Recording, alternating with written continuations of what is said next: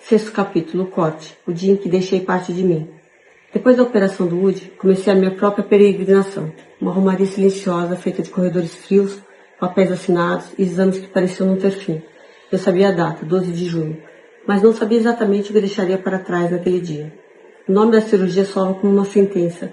É tão difícil que eu não consigo nem pronunciar, palavras duras, técnicas, quase desumanas, mas traduzidas para a vida real significavam a retirada das duas mamas, o esvaziamento da axila e a tentativa de conter o avanço invisível de algo que já havia se espalhado. Cheguei ao hospital antes do sol nascer, às 5:30 da manhã, e o mundo ainda dormia, menos eu.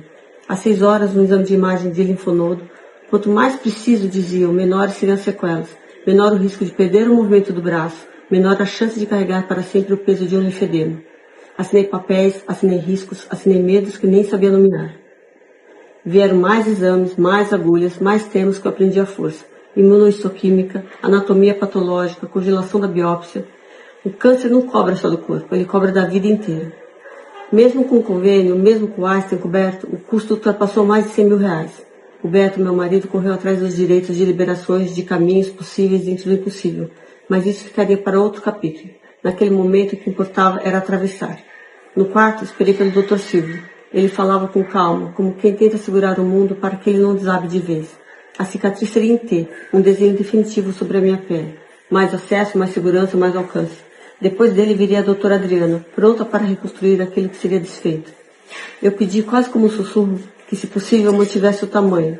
Não era vaidade, era identidade, era o que ainda me ligava à mulher que eu tinha sido até ali. A cirurgia durou 8 horas, 8 horas em que eu deixei de ser inteira. A doutora Adriana entrou depois. Trouxe consigo 4 possibilidades, 4 tamanhos, 4 tentativas de reconstrução.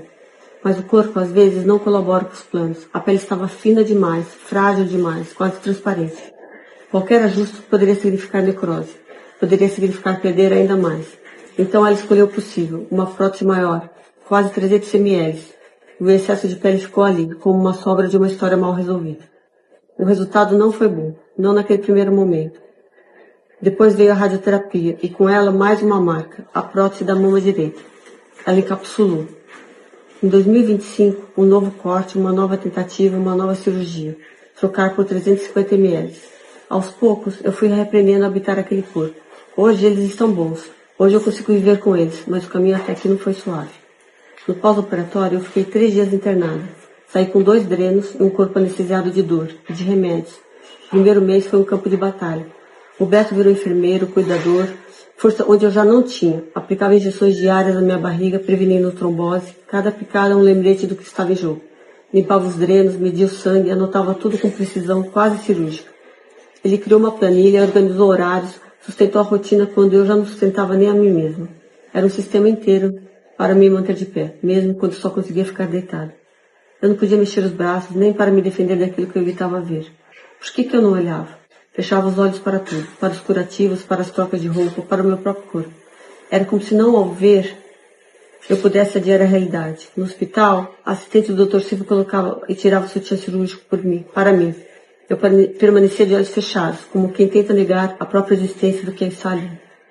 A fisioterapia veio como um respiro. Os tapes, as mãos cuidadosas da Kátia, a tentativa de devolver o movimento, de drenar o que estava acumulado, no corpo e talvez na alma. Mas nem ali eu abri os olhos. O ritual era o mesmo. Sentir sem ver. Porque no fundo eu sabia. Aquilo não era mais meu, ou pelo menos não parecia ser. Eu habitava um corpo estranho, uma versão de mim que eu não reconhecia. E mesmo ouvindo que estava bom, que tinha dado certo, eu não conseguia acreditar. Fiquei em negação por quase 2 meses. 2 meses evitando o espelho, evitando o encontro mais difícil de todos, comigo mesmo. Até que um dia eu olhei e não gostei. Não havia como gostar, porque ali não estavam apenas cicatrizes físicas, havia ausência, havia perda, havia um vazio de nenhuma prótese conseguisse preencher. Uma parte de mim tinha ficado naquela sala de cirurgia, e ainda assim eu me agarrava a uma ideia, a de que todo aquele sacrifício teria sido suficiente, que eu não precisaria de químio, que de alguma forma aquilo bastaria. Mas era só ilusão. Porque quando o resultado biópsia chegou, eu entendi, o buraco não era no corpo, era muito mais fundo.